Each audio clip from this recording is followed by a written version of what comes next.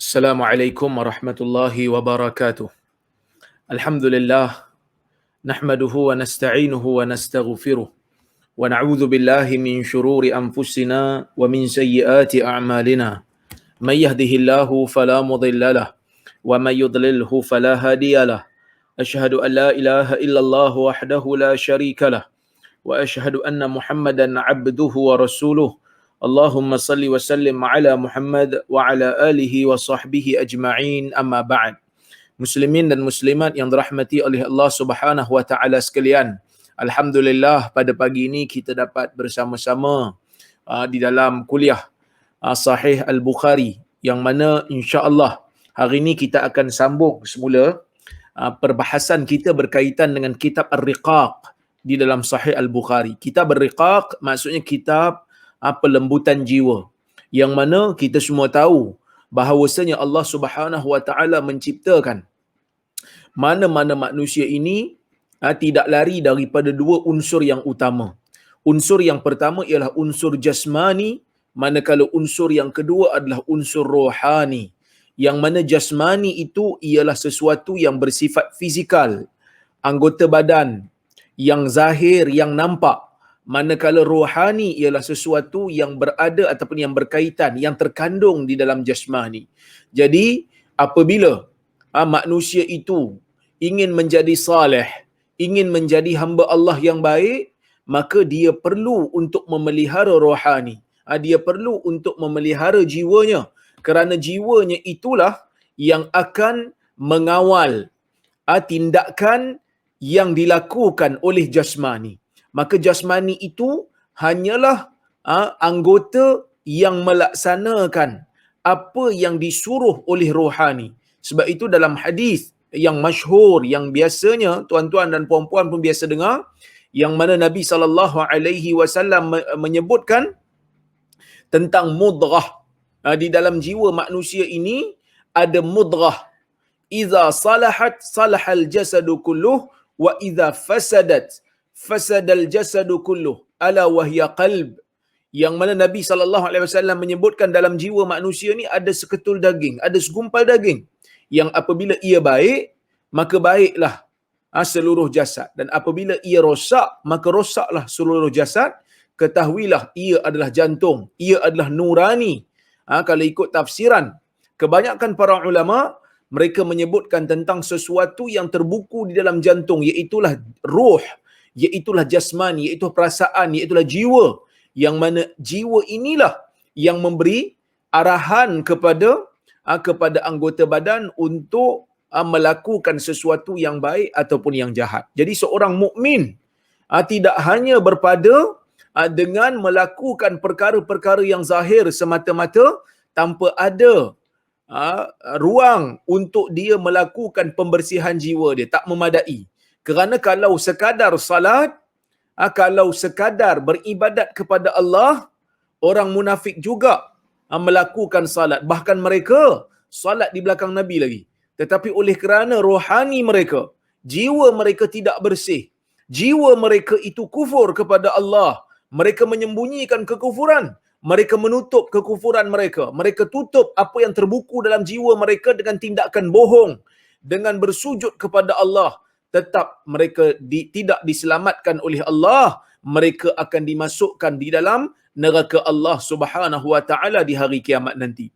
Tuan-tuan dan puan-puan rahmati Allah Subhanahu wa taala sekalian, di sini kita dapat lihat kepentingan untuk seseorang itu menjadikan diri dia itu mementingkan terhadap rohani, pembersihan jiwa. Itulah yang kita akan cuba untuk bincangkan pada setiap bulan sekali. InsyaAllah setiap bulan kita akan mengambil faedah daripada hadis yang dibawakan oleh Al-Imam Al-Bukhari di dalam kitab Ar-Riqaq ini. Baik, insyaAllah kita akan masuk pada bab yang baru, ya. Bab yang baru iaitu bab yang ke-9 di dalam kitab Ar-Riqaq, iaitu bab zihabus salihin.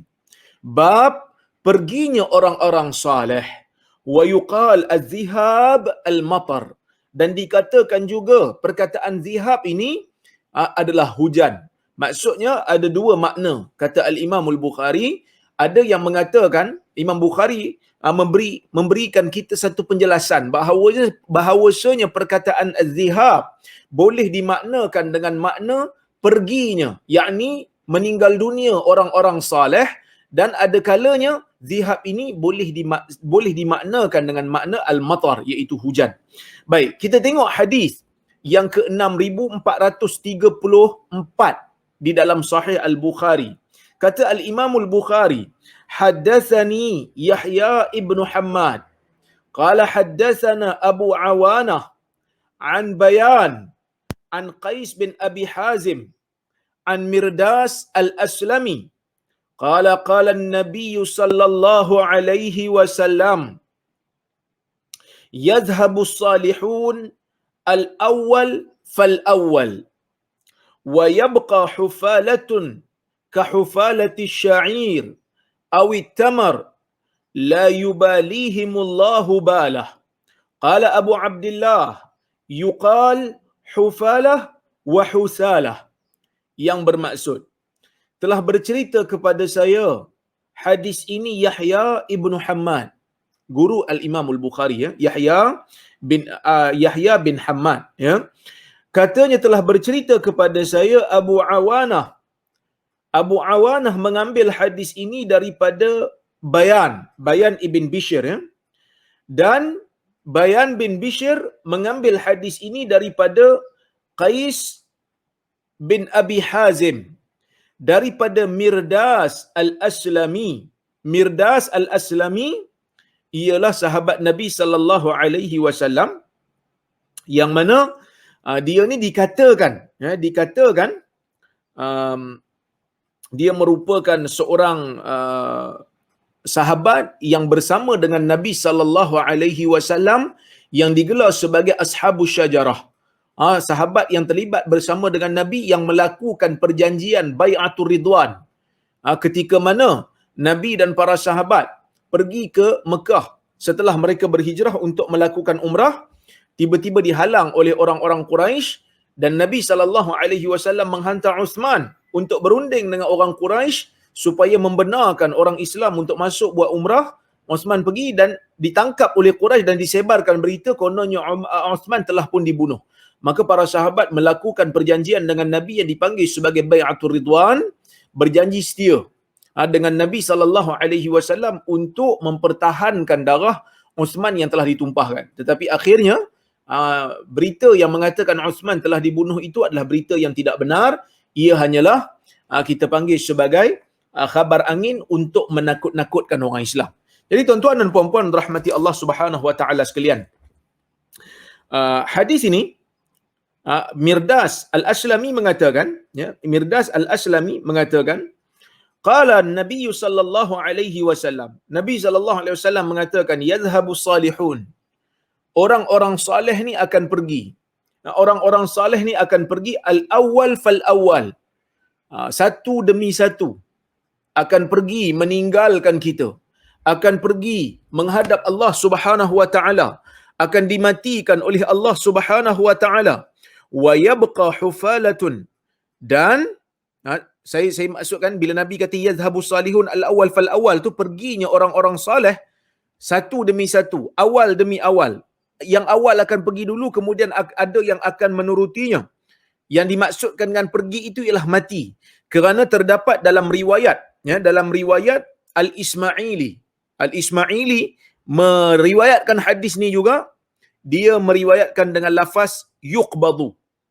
Yuqbadu maksudnya akan ditangkap ataupun akan dicabut nyawa orang-orang yang saleh ini, ya. Nyawa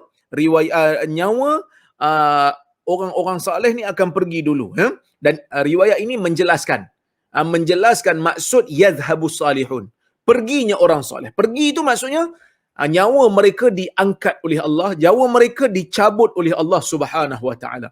Al-Ismaili dalam kitab Al-Mustakhraj, ya, dalam kitab Al-Mustakhraj menyatakan lafaz ini. Tuan-tuan tahu apa maksud mustakhraj? Semalam baru saya ajar student saya tentang faedah Al-Mustakhraj. Mustakhraj ni tuan-tuan, dia adalah satu budaya ulama-ulama hadis di zaman dulu, mereka akan memilih mana-mana kitab hadis yang telah ditulis oleh mana-mana orang, kemudian mereka akan meriwayatkan semula hadis yang ada dalam kitab tersebut dengan sanad mereka sendiri tanpa melalui sanad penulis kitab asal. Katalah saya ni jumpa Sahih Bukhari, saya ambil Sahih Bukhari, saya tengok hadis-hadis dalam Sahih Bukhari, saya meriwayatkan semula hadis-hadis dalam Sahih Bukhari itu dengan jalan ataupun jalur saya sendiri. Maksud saya bertemu dengan guru Al-Imam Al-Bukhari ataupun guru kepada guru Imam Bukhari ataupun anak murid lain daripada guru Imam Bukhari. Yang penting nama Imam Bukhari tak boleh ada dalam sanad saya. Apa kepentingannya? Walaupun ada sebahagian orang dia kata macam ni macam repetition je, macam tak ada, orang kata apa? Tak ada faedah je, tapi sebenarnya faedahnya sangat penting. Antaranya ialah yang kita sebut sekarang ni lah.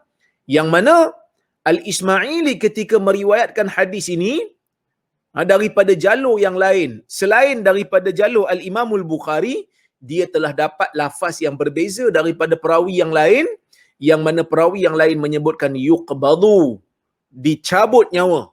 Maksudnya perkataan yuqbadu telah menjelaskan maksud yadhhabu. Kerana yazhabu ni boleh kata pergi. Pergi mana? Boleh jadi berpindah daripada satu tempat ke satu tempat yang lain.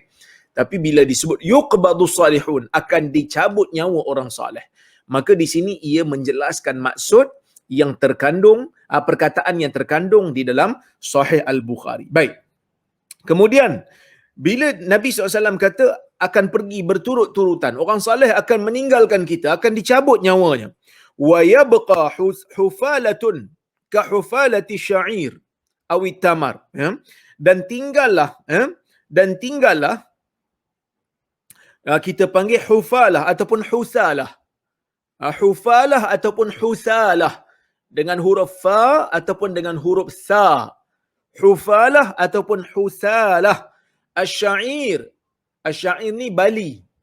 Awi tamar ataupun tamar. Maksudnya orang-orang saleh akan pergi meninggalkan kita. Orang-orang saleh akan meninggal dunia seorang demi seorang.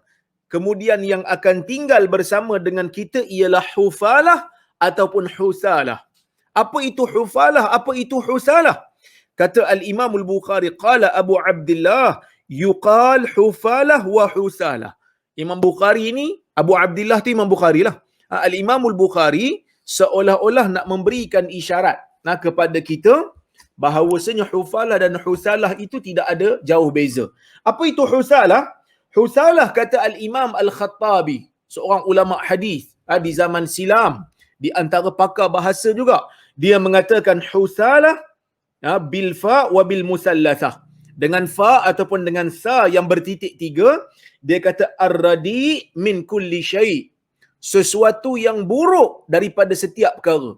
Bila disebut husalah ataupun hufalah, maksudnya ialah sesuatu yang buruk, sesuatu yang tidak baik, sesuatu yang tidak ada kualiti daripada setiap perkara. Jadi kalau husalah ataupun hufalatu sya'ir, maksudnya yang tinggal setelah perginya orang saleh ialah orang-orang yang tidak ada kualiti, orang-orang yang tidak baik, orang-orang yang buruk, seperti mana buruknya saki-baki bali dan saki-baki tamar. Wa qila akhiru ma yabqa minasy-sya'iri wat-tamri, ya, wa arda'uhu. Dan dikatakan juga oleh ulama lain, yang dimaksudkan dengan hufalah ataupun husalah ialah sesuatu yang akhir yang ditinggalkan, akhir yang berbaki daripada bali dan juga tamar, wa arda'uhu, dan yang paling buruk sekali. Yang paling buruk sekali yang masih tinggal, yang tidak mampu untuk dimakan.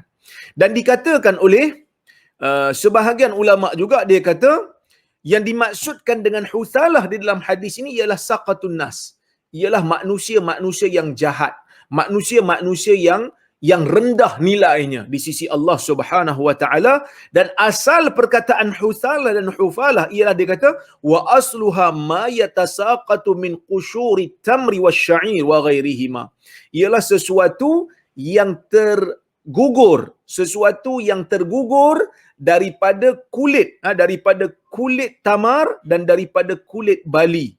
Oleh kerana tu tuan-tuan dan puan-puan rahmati Allah Subhanahu wa taala, dekat sini Nabi SAW memberikan isyarat orang soleh ni akan pergi, akan ditangkap rohnya ataupun akan dicabut rohnya oleh Allah, dan akan tinggal manusia-manusia yang buruk, akan tinggal manusia-manusia yang jahat.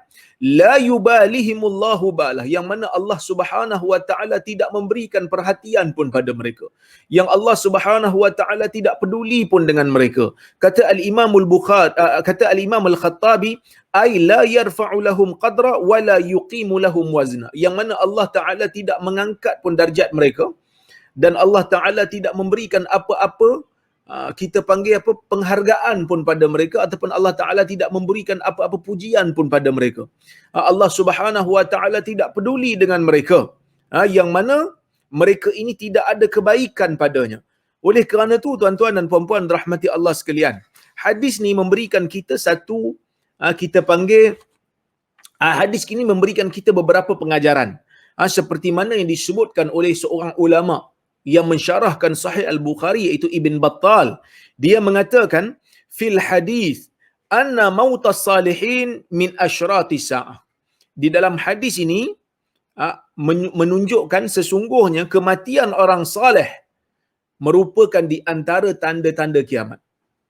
Hari ini kita tengok tuan-tuan dan puan-puan rahmati Allah sekalian, ramai dalam kalangan para ulama yang terkemuka telah pergi meninggalkan kita.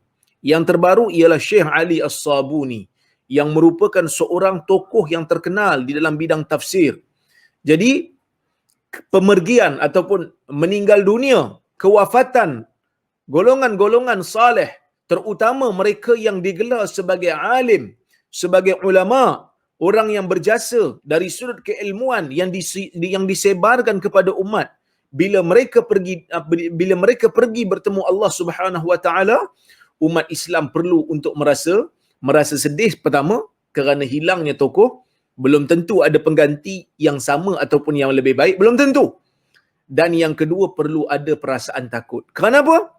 Kerana apabila perginya orang-orang saleh, terutamanya orang yang ada ilmu, terutamanya golongan alim ulama, maka ia merupakan petanda kepada dekatnya kiamat. Dekatnya kiamat, yang mana kita semua tahu di akhir zaman, dekat-dekat nak kiamat nanti ni tuan-tuan, akan muncul golongan-golongan yang jahil, golongan-golongan yang jahat yang akan merosakkan alam ini.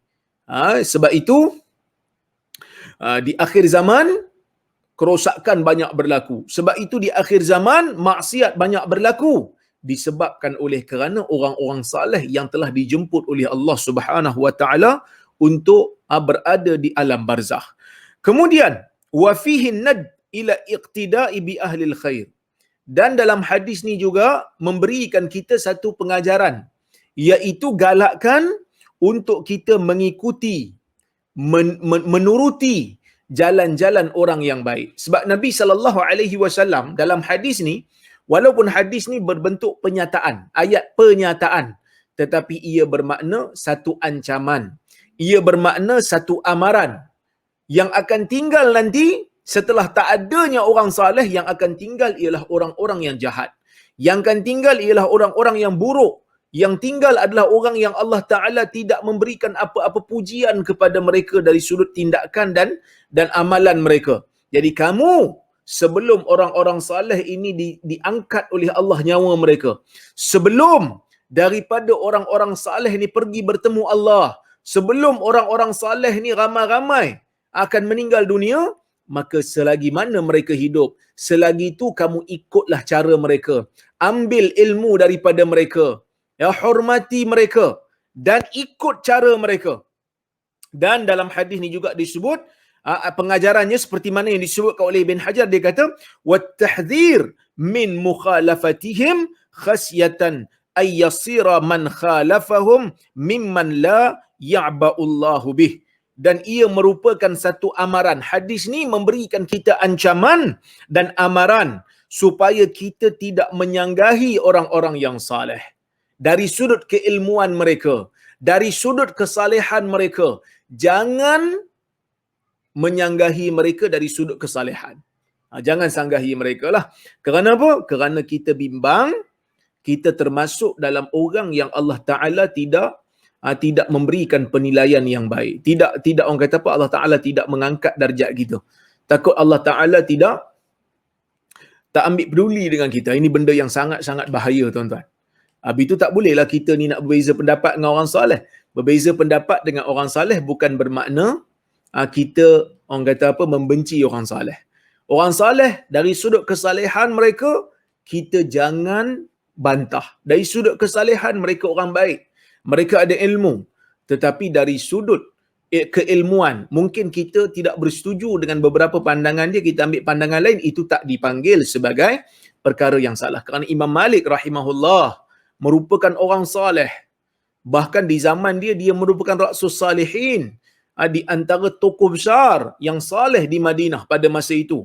Al-Imam Asy-Syafi'i rahimahullah, ketika mana bertemu dengan Imam Malik, belajar dengan Imam Malik, mengambil manfaat ilmu daripada Imam Malik, belajar kitab Muwatta Imam Malik.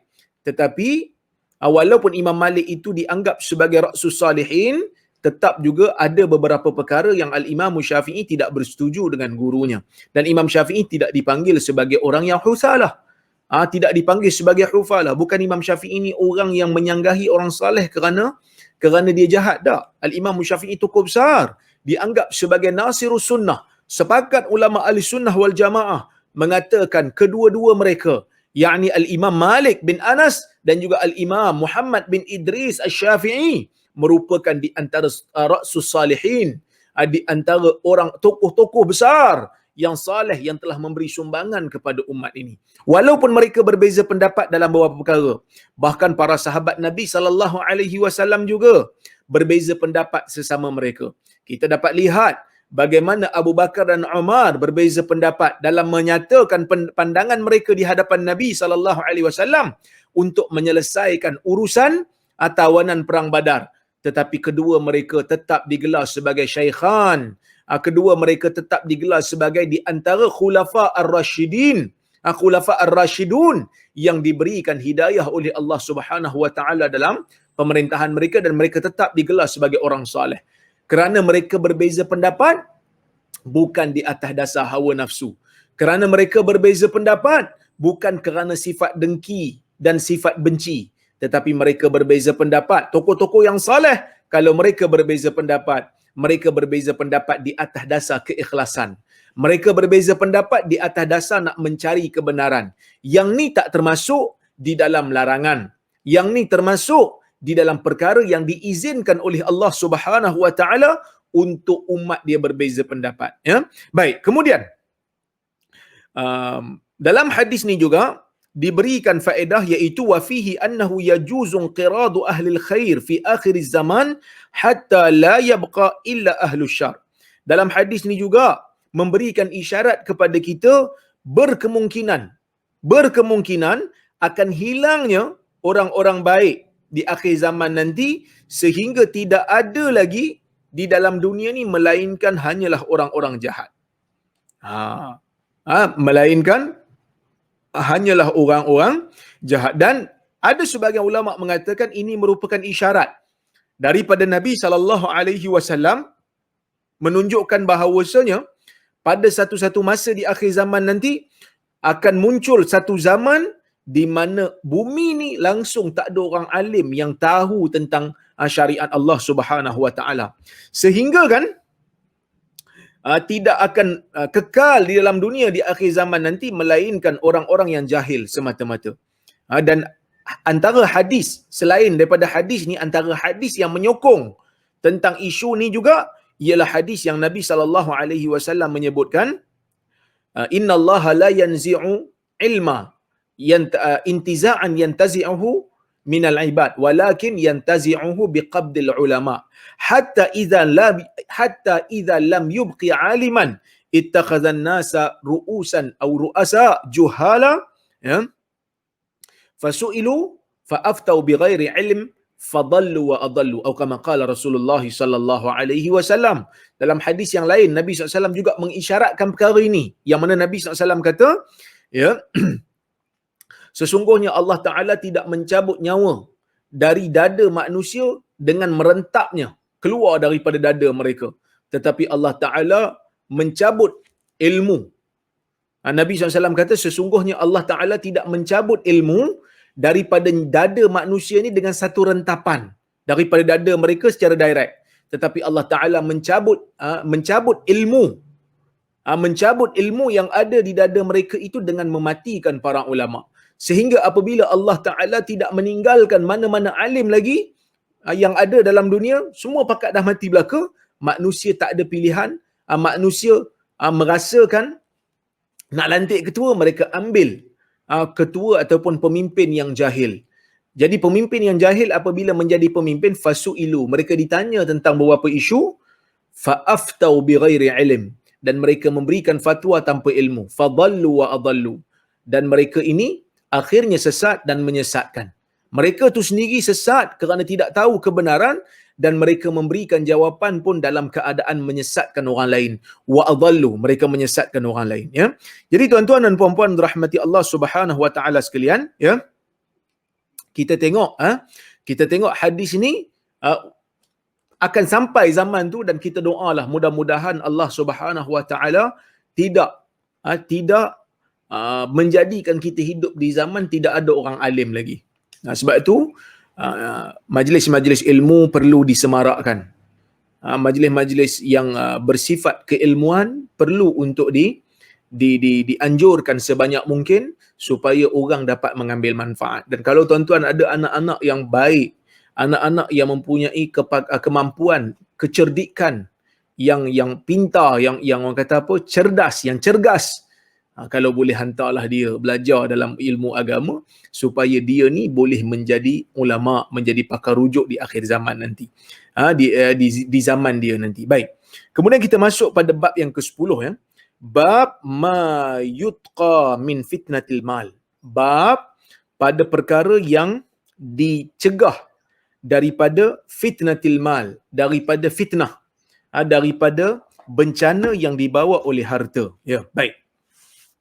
Kata Al-Imam Al-Bukhari rahimahullahu ta'ala, wa qaulillahi ta'ala innama amwalukum wa auladukum fitnah. Kata Al-Imam Al-Bukhari, bab pada perkara yang ditakuti, orang kata apa, yang dijauhi daripada fitnah harta. Dan bab ini membicarakan tentang makna kalam Allah, innama amwalukum wa auladukum fitnah. Sesungguhnya harta-harta kamu dan anak-anak kamu ialah fitnah. Apa maksud fitnah, tuan-tuan? Fitnah ni dalam bahasa Melayu, fitnah maksudnya tuduh orang. Maksudnya kita buat cerita yang tak betul tentang orang, lepas tu kita sandarkan pada dia. Itu fitnah dalam bahasa Melayu lah. Tetapi fitnah dalam bahasa Arab bukan bermaksud tuduh orang. Dalam bahasa Arab, kalau tuduh orang tanpa bukti, buat cerita sandarkan pada orang, yang tu dalam bahasa Arab kita panggil iftira ataupun buhtan. Buhtan. Tetapi dalam bahasa Arab, fitnah ni dia lebih, orang kata apa, lebih luas makna dia. Ada makna fitnah yang dipanggil sebagai ataupun yang dimaknakan dengan makna ujian. Ikhtibar, ujian, ya. Yang mana Allah Subhanahu wa taala pernah berfirman di dalam Al-Quran, ahasiban nasu ay yutraku ay yaqulu amanna wa hum la yuftanun. Adakah manusia menyangka bahawasanya mereka ini akan ditinggalkan dan mengatakan mereka itu telah beriman sedangkan mereka belum diuji. Jadi kalau ikut dalam ayat ni, Allah Subhanahu wa taala bertanya kepada orang mukmin, adakah mereka ini boleh berkata mereka telah beriman sedangkan mereka belum difitnah? Wahum la yuftanun, dalam keadaan mereka belum difitnah. Difitnah tu apa? Difitnah ni maksudnya belum diuji. Belum diuji keimanan mereka, nak tengok betul ke mereka beriman ataupun hanya sekadar di lidah saja. Okey, itu yang pertama. Yang kedua, ada juga fitnah yang bermaksud menghalang jalan. Sesiapa yang menghalang manusia daripada melalui jalan Allah, digelar telah melakukan fitnah. Ya, digelar telah melakukan fitnah. Kemudian Ada juga fitnah yang bermaksud kufur, kekufuran. Sebab itu dalam ayat Al-Quran Allah Ta'ala kata, wal fitnatu asyaddu minal qatl. Dan fitnah itu lebih dahsyat daripada membunuh, iaitulah kekufuran. Allah Subhanahu Wa Ta'ala menyebutkan dalam ayat ni bukan maksud tuduh orang. Sebab ada kadang-kadang orang disalah gunalah ayat ni, disalah faham. Dia ingat fitnah lebih dahsyat daripada membunuh tu tuduh orang. Awak janganlah fitnah saya. Fitnah lebih dahsyat daripada membunuh kan. Tapi sebenarnya fitnah yang dimaksudkan dalam ayat tu ialah kekufuran. Kekufuran orang yang berada bersama yang berada di zaman Nabi SAW itu lebih dahsyat daripada membunuh. Lebih dahsyat daripada kita membunuh. Maksud kekufuran yang berada lebih dahsyat dia punya bahaya daripada kamu terpaksa berperang dengan mereka. Jadi di sini Allah Ta'ala mengajar kita tentang fiqhul muwazanat. Bagaimana nak menimbang di antara mudarat yang lebih besar dengan mudarat yang lebih kecil. Baik. Fitnah yang dimaksudkan dalam ayat ni, dalam ayat yang Allah Ta'ala kata tadi, yang Allah Ta'ala sebutkan dalam Al-Quran, innama amwalukum wa auladukum fitnah, sesungguhnya harta-harta kamu dan anak pinak kamu adalah fitnah. Mana fitnah yang dimaksudkan ni? Fitnah yang dimaksudkan ialah dengan makna yang pertama tadi, iaitulah ujian. Allah Ta'ala berikan kepada kita harta, Allah Ta'ala berikan kepada kita anak pinak sebagai ujian kepada kita. Yang mana ujian ini nak tengok sama ada kita mampu untuk melaksanakan tanggungjawab kita sebagai mukmin dengan cara yang baik ataupun sebaliknya. Allah Ta'ala berikan kita harta. Allah Ta'ala berikan kita anak pinak. Orang lain mungkin kahwin tak ada anak. Tapi kita Alhamdulillah Allah Ta'ala berikan anak. Anak yang kita inginkan. Laki ada, perempuan ada. Nak tengok kita ni betul tak boleh melaksanakan tugas kita sebagai seorang mukmin pada anak tu. Dan juga harta. Orang lain kerja 8 jam. Tak macam kita kerja 4 jam. Kita punya kerja 4 jam. Tapi dia punya pulangan sama macam orang kerja setahun. Mungkin Allah Ta'ala bagi kat kita harta yang banyak. Maka ia merupakan satu ujian yang Allah Ta'ala berikan kepada kita. Baik, tuan-tuan dan puan-puan rahmati Allah Subhanahu Wa Ta'ala sekalian. Al-Imam Al-Bukhari membawakan hadis. Hadis yang ke-6435. Kata Al-Imam Al-Bukhari, haddatsani Yahya ibn Yusuf. Qala akhbarana Abu Bakar bin Ayyash. An Abi Hasin. An Abi Salih. An Abi Hurairah radhiyallahu anhu qala. Qala Rasulullah sallallahu alaihi wasallam. Ta'isa abdud dinar wad dirham wal qatifah wal khamisah in u'tiya radhi wa in lam yu'ta lam yarda. Yang bermaksud, telah menceritakan hadis ini kepada saya Yahya bin Yusuf. Yahya bin Yusuf guru kepada Al-Imam Al-Bukhari rahimahullah. Ya, baik. Katanya telah mengkhabarkan kepada saya Abu Bakar bin Ayyash. Ya, Abu Bakar bin Ayyash, yang mana Abu Bakar bin Ayyash mengatakan daripada Abi Hasin, daripada Abi Hasin yang nama sebenar dia Uthman bin Asim, daripada Abi Salih, daripada Abi Hurairah radhiyallahu anhu, yang mana Nabi SAW kata, Abu Hurairah kata Nabi SAW bersabda, ta'isa abdud dinar. Ta'isa, maksud ta'isa ialah binasa, celaka, ataupun sebahagian yang lain kata gugur. Kalau ikut makna literal dia adalah gugur. Tetapi dekat sini lebih kepada makna halakah. Yang bermaksud halakah ni maksudnya binasa ataupun celaka. Celakalah abdud dinar. Celakalah abdud dinar. Celakalah orang-orang yang menyembah dinar. Wad dirham. Celakalah orang yang menyembah ad-dirham. Wal qatifah. Qatifah ni sejenis kain, sejenis kain. Wal khamisah. Khamisah ni pun kain. Yang mana kain yang mempunyai orang kata apa, mempunyai lambang, ada lukisan-lukisan pada dia. In u'tiya radhi, apabila dia diberikan dia redha, wa in lam yu'ta lam yarda. Okey, tuan-tuan dan puan-puan rahmati Allah Subhanahu Wa Ta'ala sekalian. Kalaulah kita tengok pada hadis ni, seolah-olah Nabi SAW nak memberikan isyarat, di dalam dunia ni ada manusia yang menyembah dinar, ada manusia yang menyembah dirham, ada manusia yang menyembah kain, yang mana apabila dia diberikan dengan harta tersebut dia redha, Kalau orang tak bagi kat dia, dia tak redha. Apa maksud hadis ni? Baik. Bila Nabi kata binasa, bila Nabi SAW kata jatuh, ta'isa ni jatuh, dari sudut literal jatuh ataupun binasa. Binasa ni, kita tengok dalam dunia tak binasa pun kan. Kita tengok dalam dunia, tak binasa pun, lagi kaya dia adalah kan. Sebenarnya yang dimaksudkan oleh Nabi SAW ialah salah satu daripada dua makna. Yang pertama, binasa tu binasa akhirat dia. Bila mana dia menjadi penyembah dinar, dinar ni duit emas, dirham ni duit perak. Zaman Nabi SAW inilah duit. Dinar dan juga dirham. Kadang-kadang ada fulus. Fulus ni dibuat daripada tembaga, dibuat daripada bronze. Jadi, sebab tu orang kata al-fulus kan. Al-fulus. Fulus tu memang duit lah. Tapi dia bawah sikit daripada emas dan perak. Cuma, kalau kita tengok pada realiti, di dalam dunia pada hari ni, ada je orang kaya yang selamat. Ada je orang kaya yang tambah kaya. Ada je orang kaya yang okey. Yang kita nampak, wish, senang hidup dia. Driver ada, rumah besar, isteri cantik, anak-anak ramai, dia pun happy. Kan, ujung minggu main golf. Kan, tak ada pun nampak binasanya. Apa yang binasanya, Ustaz? Maka di sini, guru saya, Syekh Syarah Mahmud Al-Qudah, seorang profesor di dalam hadis, ya, dia mengatakan yang dimaksudkan dengan binasa tu salah satu daripada dua. Yang pertama, binasa akhirat. Dalam dunia memang nampak dia hebat, samalah seperti mana Firaun. Firaun ni, bukan saya nak samakan orang kaya dengan Firaun, jangan salah faham lah. Saya nak fahamkan tuan-tuan dari sudut binasa ni macam mana. Firaun dalam dunia ni berkuasa, tuan-tuan. Firaun di Mesir itu berkuasa. Betul-betul berkuasa. Raja yang sangat ditaati oleh kebanyakan rakyat dia. Tapi akhirat dia binasa. Akhirat dia binasa. Dunia dia okey.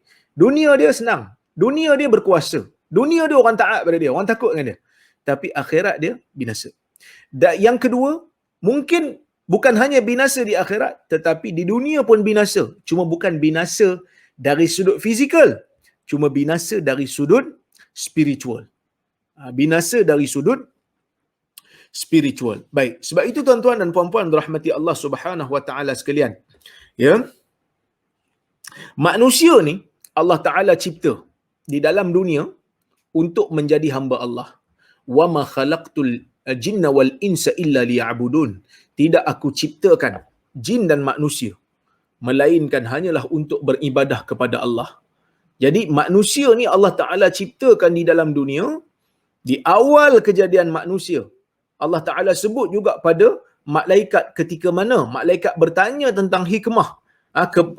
Kenapa nak diciptakan khalifah ataupun Adam di dalam dunia? Maka Allah Ta'ala kata, ya, Allah Ta'ala bagi tahu kepada malaikat, aku lebih tahu tentang apa yang kamu tak tahu. Jadi, menjadi khalifah iaitu menjadi pelaksana kepada hukum Allah di dalam dunia ni. Jadi manusia dan jin, Allah Ta'ala kata, wa ma khalaqtul jinna wal insa illa liya'budun. Tidak aku ciptakan jin dan manusia melainkan untuk beribadat kepada aku. Sepatutnya manusia ni kena beribadat kepada Allah Subhanahu wa taala. Mengesakan Allah Subhanahu wa taala di dalam ibadat dia, dalam ketaatan. Tetapi ada di kalangan manusia yang menjadikan harta sebagai matlamat, sebagai matlamat. Jadi sesiapa, ya, yang menjadikan harta itu sebagai matlamat, sehingga kan matlamat nakkan harta ni menjadi, kita panggil dominan, menjadi orang kata sungguh-sungguh dia. Sebab itu kata Ibn Hajar, yang dimaksudkan dengan abdud dinar, yang dimaksudkan dengan hamba dinar ni, dia kata ay talibuhul haris ala jam'ihi alqa'im ala hifdhih, iaitu orang yang mencari harta, yang bersungguh untuk menghimpunkan harta, ya, faka'annahu lidzalika khadimuhu wa 'abduh. Dia seolah-olah telah menjadi khadam kepada harta dan juga hamba kepada harta. Ya, sebab itu kata seorang ulama seperti At-Tibi, dia kata Khussal abd bizikir, yang dimaksudkan dengan hamba. Kenapa Nabi SAW tak sebut pemilik dinar, pemilik dirham? Nabi sebut hamba dinar dan hamba dirham. At-Tibi kata, bila Nabi SAW menyebutkan tentang hamba dinar dan hamba dirham, ia memberikan isyarat tentang seseorang yang betul-betul mencintai dunia dia, mencintai harta dunia, mencintai syahwat terhadap dunia, sama seolah-olah dia telah menjadi hamba, telah menjadi tawanan kepada dunia, sehingga dia tak mau keluar lagi. Dia memang berlega je pada dunia, seolah-olah dia ni memang tak keluar daripada dunia, seolah-olah macam memang dia kekal dalam dunia. Itu yang dimaksudkan dengan hamba. Ya. Dan dia, Nabi SAW tak sebut pemilik dinar dan pemilik dirham, ataupun pengumpul dinar ataupun pengumpul dirham, kerana yang dicela, yang dibenci, yang menjadikan seseorang itu binasa bukan hanya semata-mata kerana pemilikan harta. Bukan sebab dia memilik harta maka terus dia menjadi celaka binasa. Tak. Yang menjadikan dia celaka dan binasa ialah apabila dia menjadi khadam kepada harta dia. Dia menjadi, orang kata apa, obses dengan harta dia, ataupun harta dia telah menjadikan dia lupa tentang tanggungjawab dia. Ini benda yang disebut oleh para ulama, iaitu yang dibenci bukan pemilikan. Kerana ada je orang kaya yang saleh dalam sejarah Islam. Abdul Rahman bin Auf ialah seorang yang saleh dan dia kaya. Dalam sejarah Islam, Uthman ibn Affan merupakan orang yang saleh dan dia kaya. Tetapi kekayaan mereka tidak sekali-kali menjadikan diri mereka lupa akan tanggungjawab diri mereka. Mereka menjadi orang yang saleh.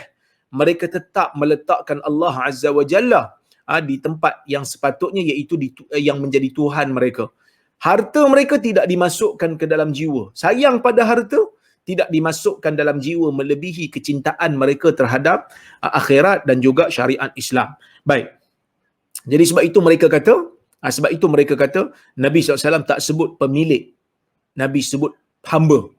Kerana apabila, apa maksud hamba ni? Hamba ni maksudnya menjadi seseorang itu tunduk mutlak kepada apa yang disuruh. Macam kita jadi hamba Allah. Apa saja yang Allah Ta'ala suruh, kita tunduk dan patuh. Itu maksud hamba Allah. Jadi bila seseorang itu tunduk dan patuh buat apa saja demi nak mendapatkan harta, demi nak mendapatkan dunia, walaupun hanya untuk mendapatkan kain. Kain pun, hanya kain dia. Sanggup buat apa saja untuk dapatkan kain. Kan? Untuk dapatkan sesuatu habuan dunia. Maka kita telah dianggap sebagai orang yang menyembah harta tersebut. Baik. Kemudian tuan-tuan dan puan-puan rahmati Allah Subhanahu wa taala sekalian, bila Nabi SAW kata in u'tiya radhi wa in lam yu'ta lam yarda, apabila dia diberikan dengan harta tersebut maka dia redha, dan apabila dia tak diberi dengan harta tersebut maka dia tak redha. Ini benda yang sangat penting, iaitu Nabi SAW mengatakan dalam dunia ni ada segolongan manusia yang menjadikan timbangan suka dan tak suka ni pada harta. Dia suka bila orang bagi dia harta. Sokongan dia bila dapat harta. Pertahankan dia bila dia nak pertahankan orang, bila dia dapat harta, bila dia dapat sesuatu. Ini satu benda yang sangat-sangat bahaya. Saya nak bagi nasihat jugalah. Kerana kadang-kadang manusia ni boleh ubah prinsip hanya semata-mata kerana nakkan harta. Ada kalanya manusia ini boleh buat apa benda yang Allah Ta'ala larang semata-mata nak dapatkan habuan dunia. Ini benda yang sangat bahaya. Menggadaikan akhirat demi dunia, membinasakan akhirat demi dunia. Ini benda yang sangat bahaya, menjadi seolah-olah macam dia menyembah dunia tu. Macam mana nak bagi saya sokong awak? Awak kena bayar saya, maka saya akan nyatakan sokongan pada awak. Ini benda yang bahaya. Sedangkan kita tahu kebenaran dan kebatilan tidak memerlukan harta untuk kita kenal dia. Beruntunglah bagi mereka yang mempertahankan kebenaran, mempertahankan syariat Allah walaupun terpaksa, walaupun tidak dibayar. Dan yang lebih penting lagi, mereka mempertahankan kebenaran walaupun tak dibayar, tetapi terpaksa pula berdepan dengan kerugian, hilang dunia dia.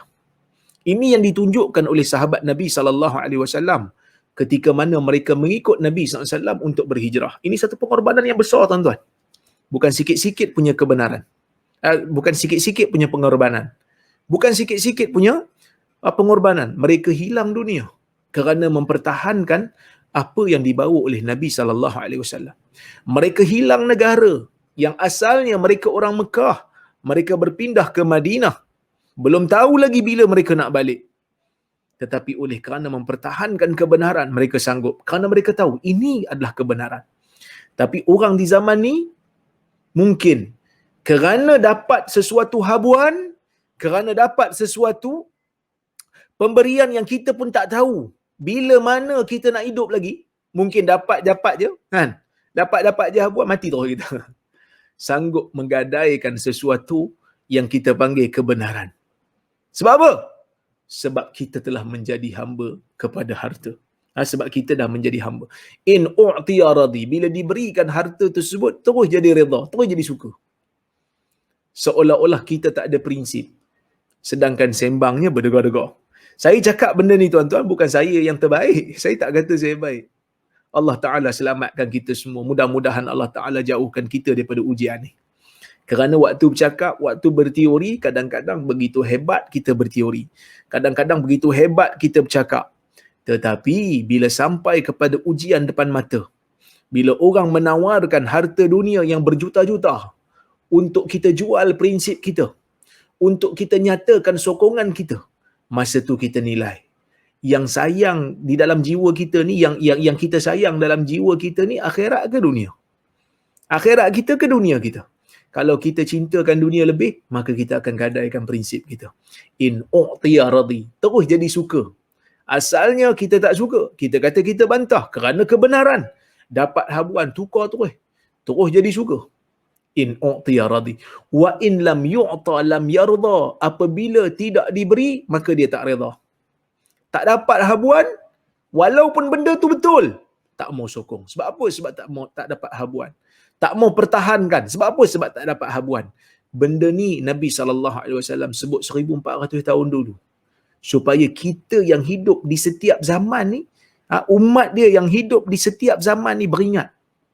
Supaya beringat bahawasanya ada golongan manusia yang kata menyembah Allah, tetapi dia secara tindakannya telah menjadi hamba kepada harta, telah menjadi hamba kepada dunia, yang memberikan sokongan, yang memberikan kesetiaan kepada seseorang bukan kerana kebenaran yang dia faham, tetapi kerana habuan dunia yang dia dapat. Ini benda yang disebut oleh Nabi SAW. Dia jual prinsip dia hanya semata-mata kerana dunia dia. Sedangkan kalau kita tengok para sahabat Nabi SAW, mereka tak jual prinsip untuk dapatkan dunia. Bahkan mereka menggadaikan dunia untuk mendapatkan akhirat mereka. Kerana di akhirat itu yang lebih kekal dan abadi. Itu yang lebih kekal dan abadi. Jadi tuan-tuan dan puan-puan rahmati Allah Subhanahu wa taala sekalian, kita tengok dalam hadis ni Nabi memberikan kita satu pengajaran yang sangat-sangat penting. Sebab itu Syekh Syaraf Al-Qudah, Syarah Mahmud Al-Qudah, dia ada sebut dalam kitab dia, waktu dia mensyarahkan hadis ni, dia kata pengabdian kepada dinar ataupun harta adalah pengabdian sebenar, bukan pengabdian yang bersifat maknawi sebagaimana difahami setengah orang yang menyangka bahawa pengabdian itu hanyalah dengan rukuk dan sujud saja. Maksud pengabdian tu bukan semestinya rukuk dan sujud. Memberikan ketaatan mutlak pun dia maksud pengabdian. Tuan yang sebenar, taat dalam setiap apa perkara. Sebab tu dia kata pengabdian bererti ketaatan sepenuhnya, penyerahan diri sepenuhnya, kepatuhan sepenuhnya tanpa syarat. Itu maksud pengabdian. Setia betul, ketaatan betul, serah diri 100%. Itu kita panggil sebagai pengabdian. Jika seseorang berkata, aku taatkan Allah dengan syarat perkara itu tidak bertentangan dengan adat kebiasaan manusia, sekiranya ia bertentangan maka aku dahulukan adat tradisi, ini sebenarnya bukan hamba Allah, tapi dia adalah hamba kepada adat dan tradisi. Ini benda yang penting ni. Yang disebut, dia kata aku ni taat pada Allah, aku taat pada syariat Allah selagi mana tak bercanggah dengan tradisi tempat aku. Jadi maksudnya dia telah menjadikan adat dan tradisi tempat dia melampaui arahan Allah dan Rasul. Maka dia adalah penyembah tradisi. Menjadi taat kepada tradisi lah. Dan seorang lain pula berkata, aku taatkan Allah dengan syarat hukumnya mengkagumkan aku ataupun aku berpuas hati dengan hikmat dan kepentingannya. Jika aku tidak tahu hikmatnya dan aku tidak nampak kepentingannya, aku takkan taat. Ini juga bukan hamba Allah, bahkan hamba kepada fikiran dan hawa nafsu. Jadi kalau dia kata, saya ni bukan tak mau taat untuk hukum ni, tapi saya tak nampak apa hikmahnya. Saya tak nampak apa dia punya kebijaksanaan di sebalik pensyariatan hukum ni. Maka saya tak mau taat lah. Maksud dia telah menyembah kepada akal fikiran dia. Apa yang akal dia faham baru dia nak ikut. Apa yang akal dia tak faham dari sudut benda-benda gaib dia tak mau ikut. Kerana syariat ni tuan-tuan, ada yang difahami maknanya, ada yang memang betul-betul ibadat. Yang Allah Ta'ala berikan kepada kita, hukum ni nak tengok kita ni jadi hamba yang taat ke tidak. Dari sudut pembuktian bahawasanya Allah Ta'ala tu wujud, Allah Ta'ala berikan kita dalil yang pelbagai. Dalil naqlinya, dalil aqlinya, gunakan akal fikiran nak membuktikan Allah Ta'ala tu memang wujud. Allah memberikan pelbagai dalil yang difahami oleh akal untuk mengatakan Al-Quran itu memang daripada Allah. Dan untuk mengatakan Nabi Muhammad sallallahu alaihi wasallam itu memang Rasulullah. Itu akal boleh faham. Allah Ta'ala bagi bukti. Tetapi setelah orang beriman itu faham dan beriman, akal dia telah faham bahawasanya memang Allah itu Tuhan dia dan Nabi Muhammad itu adalah Rasul dia, maka setelah dia faham yang tu, Allah Ta'ala mensyariatkan hukum hakam yang mungkin akal dia tak faham. Apa hikmah di sebaliknya? Benda ni disebutkan oleh Imam Syatibi. Bahkan kalau kita tengok pun, hukum hakam ibadat ni kadang-kadang di luar daripada logika akal kita. Contohnya, seorang ambil wudu sekali. Lepas tu dia kentut. Lepas kentut, dia kena nak solat, dia kena ambil wudu balik. Kan, dia kena ambil wudu balik. Bila dia pergi ambil wudu, dia kena basuh muka. Sedangkan yang kentut punggung. Sepatut kalau ikut logik, pergilah basuh punggung. Tapi, muka juga yang kena basuh, tangan juga yang kena basuh, kepala juga yang kena sapu, telinga juga yang kena sapu, kaki juga yang kena basuh. Walaupun penyebab kepada pembatalan wudu bukan muka, punggung. Jadi, ini di luar daripada ke logika akal. Kenapa Allah Ta'ala bagi kat kita ibadat yang di luar daripada logika akal, tuan-tuan? Kerana mempercayai bahawasanya Quran tu daripada Allah, hadis tu memang daripada Rasulullah sallallahu alaihi wasallam, maka dalam keadaan tu Allah telah memberikan kita, Allah berikan kita ibadat-ibadat yang kita sukar untuk faham hikmat dia, kerana Allah Ta'ala nak tengok kita ni nak jadi hamba yang taat ke tidak. Hamba yang baik setelah dia percaya itu Tuhan dia, Allah tu Tuhan dia, Quran tu memang datang daripada Tuhan dia. Apa saja yang Allah Ta'ala dia bagi setelah dia faham, apa saja tanggungjawab yang Allah Ta'ala suruh dia buat, walaupun dia tak faham, dia akan buat kerana dia hamba yang taat.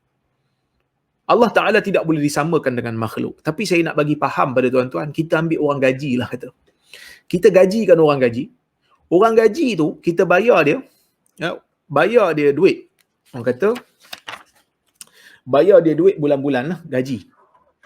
Jadi, dia ni, kerja dengan kita, apa saja yang kita bagi arahan kat dia untuk dia buat, sepatutnya, dia buatlah. Kan? Tak payahlah dia tanya banyak.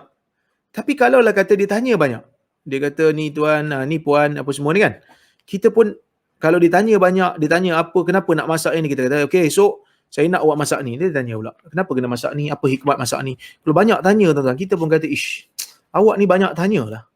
Saya bagi awak gaji bukan untuk awak tanya banyak. Saya bagi awak gaji adalah untuk awak buat apa yang saya suruh. Setelah awak tahu, awak terima, awak tahu yang saya ni majikan awak. Begitulah.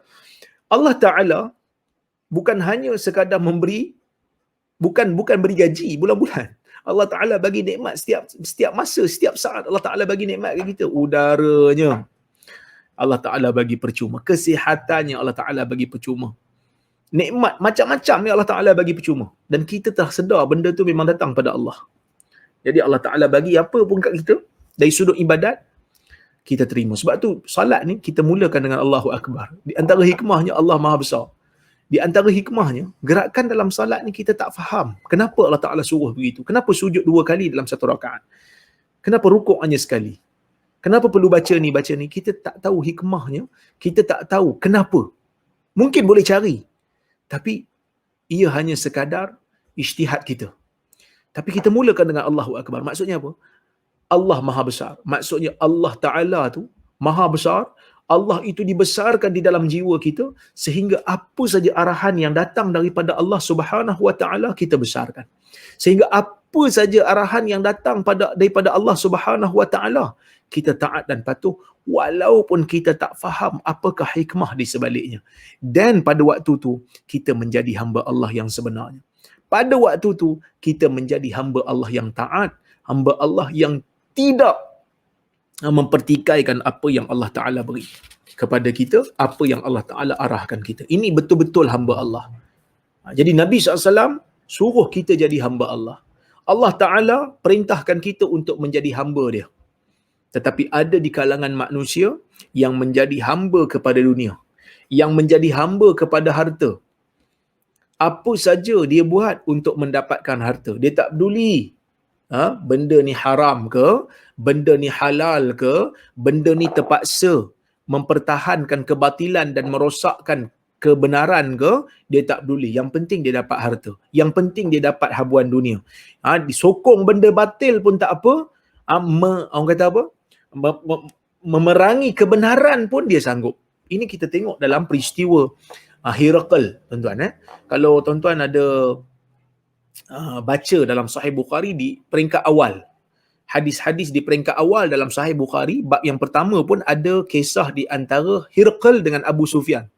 Herakl ni dalam bahasa orang putih kita panggil Heraklius, pemerintah Rom yang berpusat di Konstantinopel. Nabi SAW tulis surat pada dia.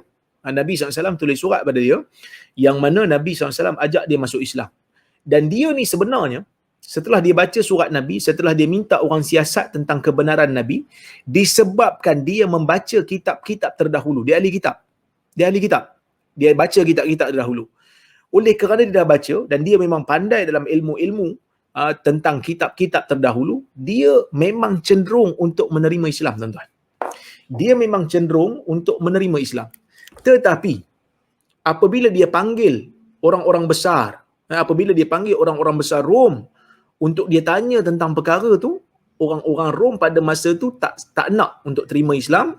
Dan akhirnya dia buat apa? Dia kata, aku saja nak test kamu punya pegangan pada agama asal kamu, agama Nasrani kamu. Adakah kamu kuat ataupun tidak berpegang dengannya? Jadi sekarang ni aku dah tahulah kamu memang berpegang kuat dan aku dah dapat bukti yang kamu memang tak akan ubah agama kamu. Jadi tuan-tuan dan puan-puan rahmati Allah sekalian, akhirnya dia tak masuk Islam. Walaupun pada peringkat awal dia sebut kepada Abu Sufyan, inni a'lamu annahu kharij walakin lam akun adhun annahu minkum. Dia kata sesungguhnya aku tahu dia akan keluar. Heraklius ni tak disebut pada Abu Sufyan. Abu Sufyan masa tu belum Islam lagi. Tapi Abu Sufyan kemudian dia masuk Islam. Dia kata aku tahu dia akan keluar. Walam akun adhun annahu minkum. Tapi aku tak sangka. Ya. Aku tak sangka dia akan keluar daripada puak kamu. Dia kata apa?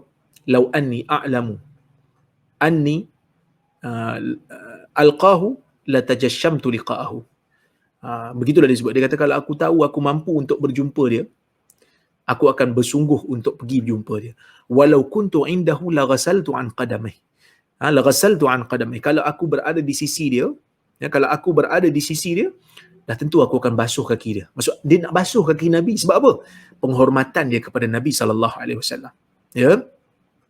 Jadi kalau ikutkan dia punya ayat ni, nampak jelas dia memang percaya Nabi SAW itu adalah Nabi akhir zaman yang dijanjikan dalam kitab-kitab terdahulu. Tapi bila dia panggil orang-orang besar Rom, ya, bila dia panggil orang besar Rom, orang besar Rom tak mau terima. Orang besar Rom tak mau terima apa yang dia cadangkan untuk masuk Islam. maka dia kata, aku saja nak test kamu saja. Kamu pegang betul dengan agama Nasrani kamu dan aku dah percaya dah sekarang. Dia tak masuk Islam. Bahkan dia memerangi pula Islam. Kenapa dia tak masuk Islam? Dan kenapa akhirnya dia perang dengan Islam? Kerana mempertahankan kerusi dia, mempertahankan apa yang dia ada, iaitu pemerintahan. Dan akhirnya dia tidak menerima kebenaran. Hanya sekadar dia telah menjadi penyembah kepada jawatan, penyembah kepada dunia. Tuan-tuan dan puan-puan rahmati Allah sekalian, ini benda yang sangat-sangat bahaya, sangat-sangat kita perlu ambil perhatian, kerana kadang-kadang kita rasa kita adalah orang Islam, tetapi tanya balik. Kita tanya balik diri kita, betul ke tidak kita ni menjadi hamba Allah yang sebenarnya. Saya tak kata saya bagus. Kita sama-sama muhasabah diri kita. Kita sama-sama muhasabah diri kita. Kita tengok balik diri kita. Betul ke aku ni menjadi penyembah kepada Allah ataupun aku ni menjadi hamba kepada kepentingan dunia. Wallahu ta'ala a'lamu bissawab. Jadi saya rasa cukuplah sekadar tu untuk hari ini. InsyaAllah jika ada kesempatan yang lain, kita bertemu lagi. Saya tengok dekat komen-komen Facebook ni, ya, tak ada soalan yang ditanya. Kalau tengok kat Facebook saya lah, tak ada soalan yang ditanya. Saya tak nampak ada soalan apa-apa. Okey.